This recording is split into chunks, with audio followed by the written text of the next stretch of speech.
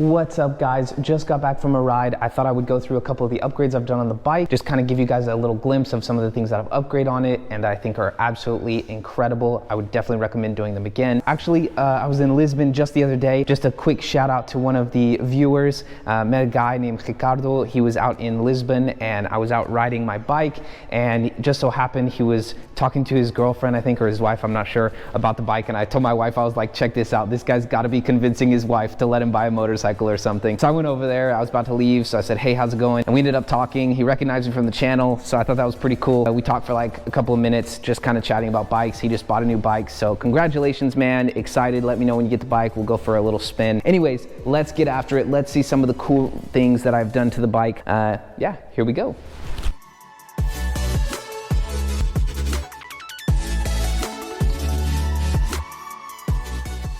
All right guys, something that I think is super key is being seen and being able to see when you're riding your motorcycle. I ride a lot at night, I ride a lot in early mornings, and even during the day, I love having something that distinguishes me, that makes me stand out. I've heard a lot of theories online, right? If you have one small light on the top of your bike, sometimes at a glance, which is a lot of how our minds process, that's why sometimes you see something in the road later and you're like, whoa, that came out of nowhere. It's because your brain doesn't process everything. It picks and chooses to kind of give you the most information that you need to get by as fast as you can. So sometimes your brain doesn't catch things like motorcycles in the road.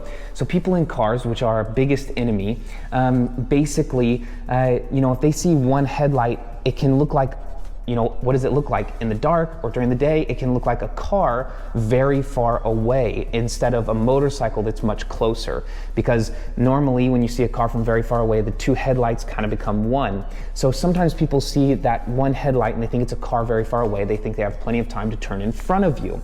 Well, with something that you can triangulate, you can put two lights down at the bottom and have the one up top. People can distinguish you. They can see that that's something different. It's not actually something far away. It's not a car. It's actually a motorcycle. A lot of people put them even down lower, which I think is better. But for me, these are the D4s the only lights that I have at the moment that are auxiliary lights, and they work perfect right here. They mount perfect.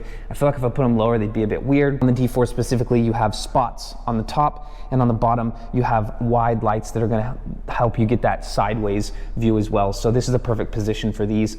I would definitely do these ASAP, as soon as you can, and I recommend the D4s very, very highly. All right guys, while we're still on the subject of headlights, I think this is really important. The headlight on these bikes is super expensive. If it gets cracked, I think it's like €1,000 or around 1,200 bucks US to actually fix this thing. So getting this thing covered is really important. I'm gonna give you a little secret.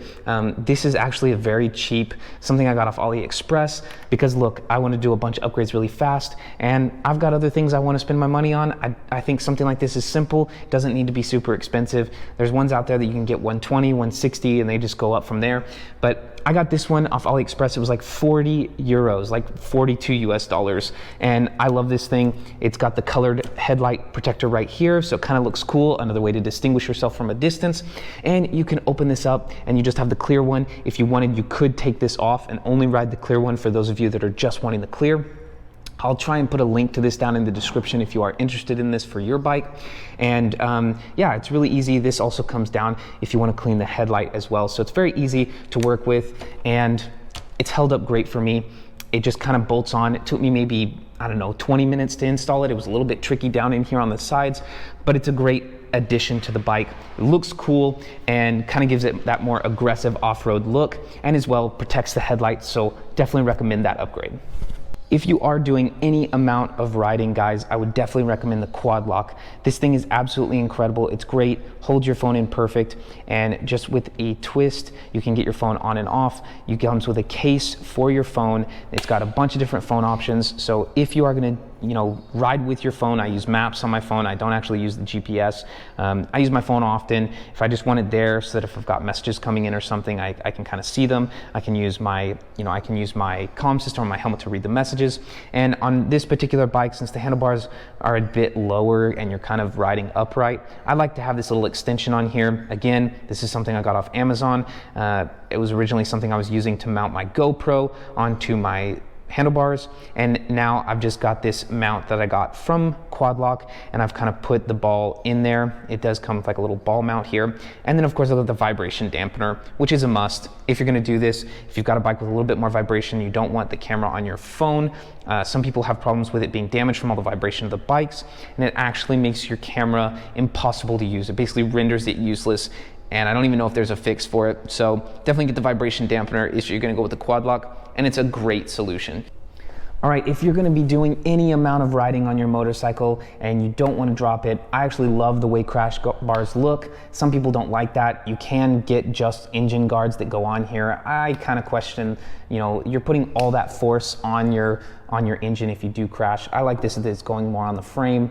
You know, if you crash, it is what it is, but that's just the way I like the weight distributed. I do have lower and upper crash guards that I got here from Motea. Really like them. I have dropped the bike twice since I owned it.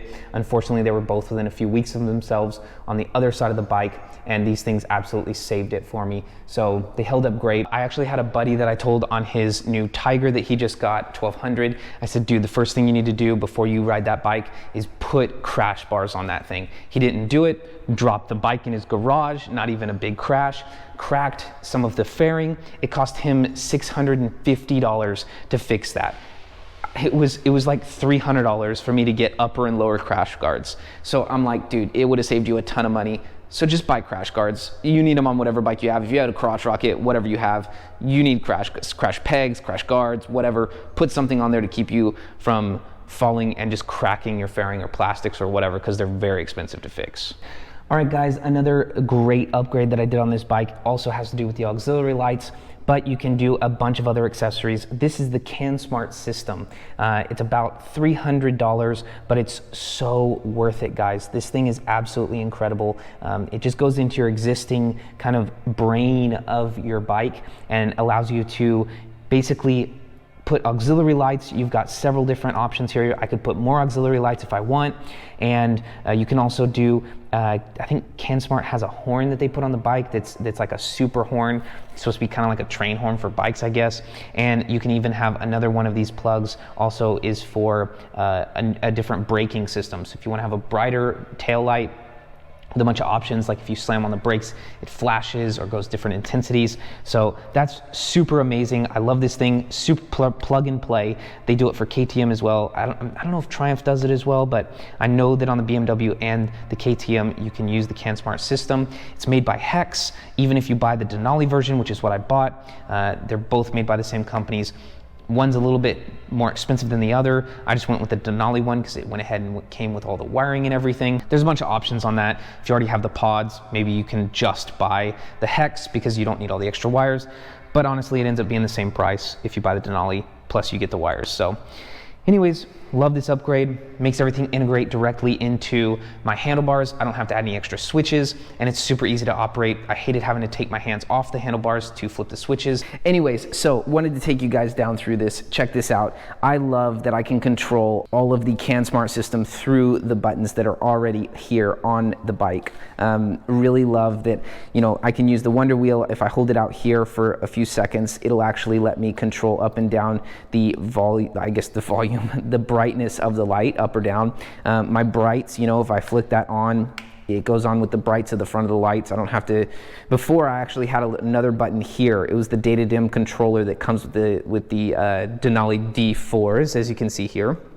And basically it's screwed on right here, like on my Triumph. Well, that kind of sucks because you have to take your hand, and I know it doesn't seem like a big thing to take your hand off and do this, but it's actually kind of hard when you're driving down the road and you're pushing on the bars funny here and your hands, it's just one extra thing. I don't know, it just doesn't feel as natural, of course, you know, like just flipping on your lights here. And if you double tap here real quick, then it kind of does a bunch of flashing in the front, which I think is really cool. I'll show you guys.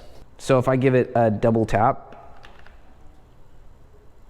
you've got the lights just flash on and off like that. So many people get over when I do that if I'm trying to pass them. I don't know if they think I'm a cop or what.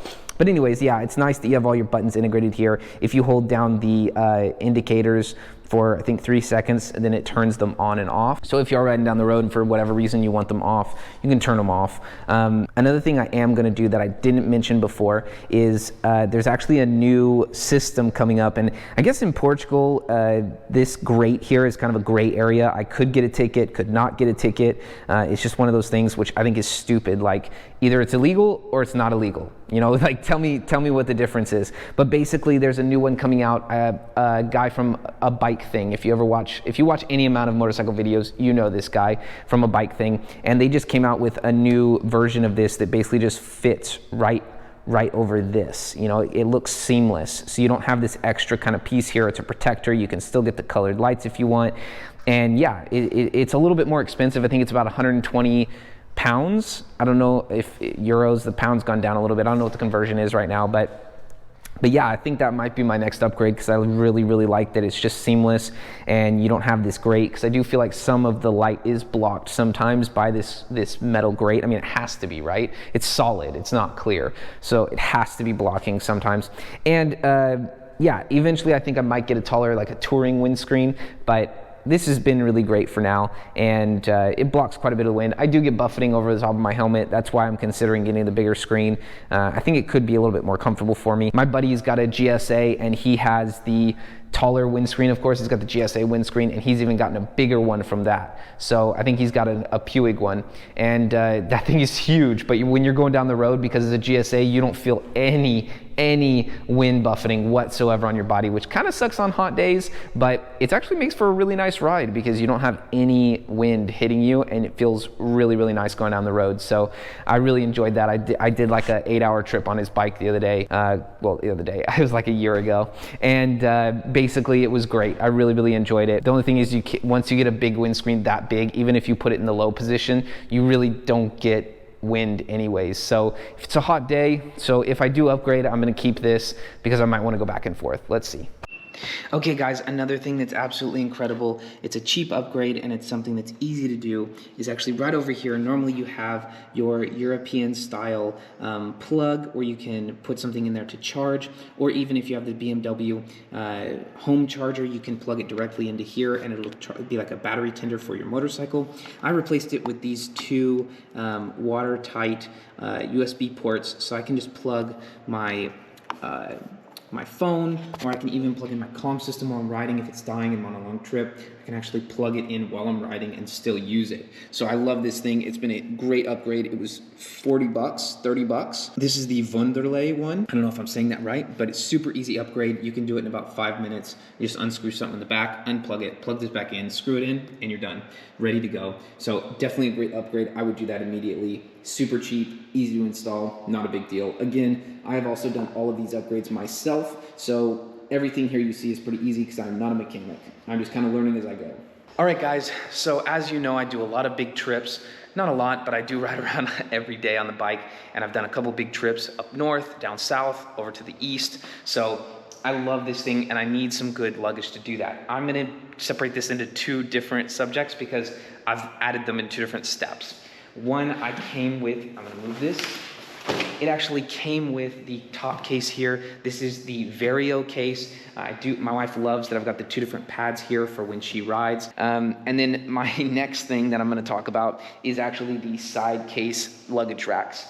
These were a little bit difficult to put on, honestly, because I had to drop the exhaust down on the other side. You can watch my install video if you want, but I did have to drop the exhaust down to put these on.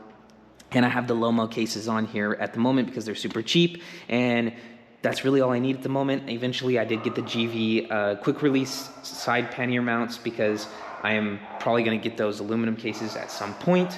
But yeah, these are working great for me at the moment. They're watertight. I've been riding them. They're really easy. They fit on pretty much any bike. So very nice, less than 100 bucks for 2 of these, and they're very large. I think they're a 30-liter capacity on each side. So you've got 60 liters to work with.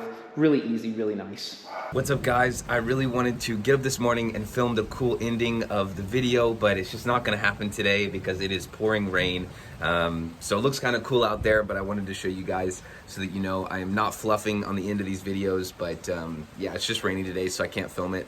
I've got a couple of videos already filmed, guys, but believe it or not, it takes a little bit of time to actually edit these things and put them together and try and be creative. But I really love putting this content out for you guys, and it's been really, really fun, great journey. We just hit 400 subscribers, so super excited about that. Thank you so much. And, I love getting to meet people and talk to people online. Go check out the Instagram page. It's American Abroad Official. It's not because I'm trying to be official, it's because American Abroad was already taken, so I had to add the official. Go follow me over there, send me messages. Love talking to you guys, love hearing about your journeys on the bikes. I've got another video that I'm gonna film coming out about my wife and how she likes to ride on the back of the GS. A couple of people have been asking for that. She hasn't ridden on too many of my other bikes with me, but it'll be cool to kind of get her feedback and see what she thinks. Big thank you to all you guys out there. You make this possible. You guys' encouragement makes me want to keep making new videos, so thank you so much. Throw a like down there, throw something in the comments, and hit that subscribe button if you're not already. YouTube tells me that 97% of you guys are not subscribed, so go ahead and hit that subscribe button. Other than that, ride safe and we'll see you on the pavement.